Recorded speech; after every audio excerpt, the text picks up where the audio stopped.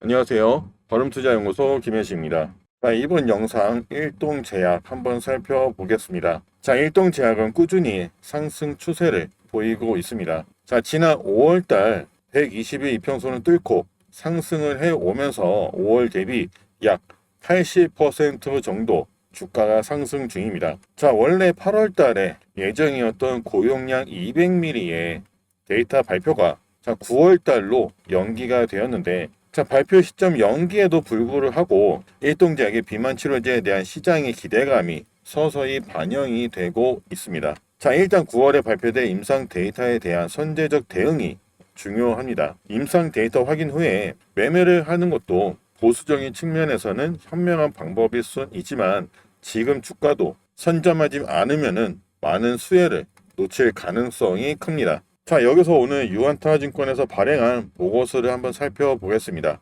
이미 주주님들은 다 아시는 내용이겠지만 일동제약 영상을 처음 보시는 분들도 있을 수 있기에 다시 한번 내용을 한번 살펴보겠습니다. 자, 내용을 보면 유한타증권은 일동제약 비만약 초기 임상에서 안정성을 확인을 했으며 후속 임상도 지켜봐야 한다고 했습니다. 자, 유한타증권의 연구원은 일동제약의 비만 치료제 임상에서 약물 투약 중단 환자가 발생하지 않았으며 간 독성도 발생하지 않았다면서, 다만 임상 투약 기간이 4주로 짧고 환자 규모도 작아서 후속 임상 결과에 지속적인 안전성 확인이 필요할 것으로 판단된다라고 합니다. 자, 4주 임상 결과에서 중대한 이상 반응 및 투약 중단 사례를 보이지 않았고 간독성 관련된 지표에서도 특별한 이상이 확인되지 않았다고 하는데요. 장기 투약해야 하는 비만 치료제 특성상 간 관련 부작용은 매우 치명적입니다. 과거 화이자도 비만 치료제를 개발하다가 간 독성 때문에 개발을 중단한 사례도 있습니다.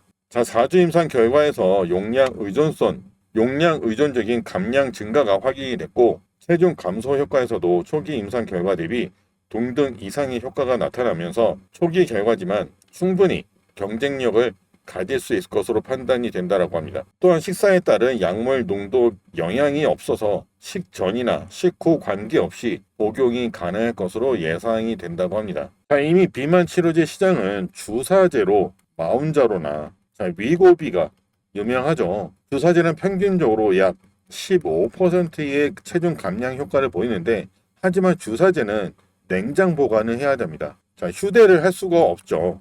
주사제는 투여 시 통증도 있고 감염에 대한 우려도 있습니다. 거기에 대비해서 알약인 경구용 비만 치료제는 하루에 한 알만 간편하게 먹으면 됩니다. 휴대가 가능하고 주사에 대한 부담감이 없이 그냥 하루 한 알만 간편하게 먹기만 하면 되는 겁니다. 효과도 일동제약의 중간 데이터를 보면은 최고 체중 감량이 12%라고 하는데요.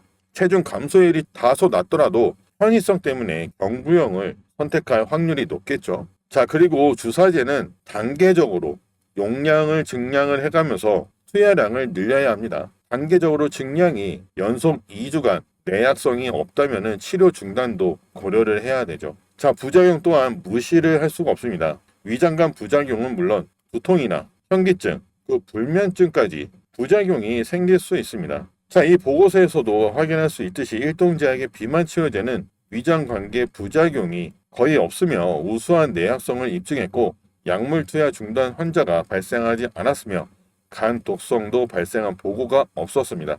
안전성 또한 뛰어나다는 겁니다. 자, 지난 영상에서도 글로벌 제약사와 비교를 해드린 적이 있는데, 주주 여러분들도 잘 아시는 두 글로벌 제약사의 경구용 비만 치료제를 잠깐 비교해 보면은, 자, 노보노디스크의 세마글루타이드. 자, 이 비만 치료제는 삼상 결과 68주간 투여를 했을 때 평균적으로 15.1% 정도 감량을 했고, 지난 5월 달에 FDA 신약 허가 신청을 했으며 지금 심사가 진행 중입니다. 자, 그리고 일라이 릴리의 오르포 글리프론 있죠. 자, 이 치료제 역시 삼상 결과 72주간 투여를 했을 때 최고 용량 기준 평균이 12.4%로 감량을 했으며 시장 기대치보다 낮아서 릴리의 주가가 급락을 하기도 했었습니다. 2025년 말까지 승인 신청이 계획 중이라고 하는데요. 자, 이렇게 보면은 일동제약보다 개발 속도가 앞서 보이지만, 이 두 비만 치료제 역시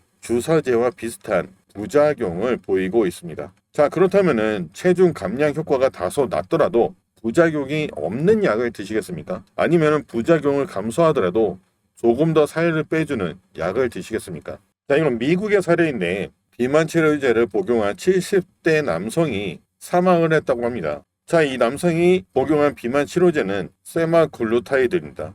자, 이것은 위고비의 주 성분인데, 자, 이 비만 치료제를 복용하다가 급성 중증 췌장염으로 사망을 했다고 합니다. 자, 노보노디스크는 이 세마글루타이드로 지금 경구용 비만 치료제를 개발 중이죠.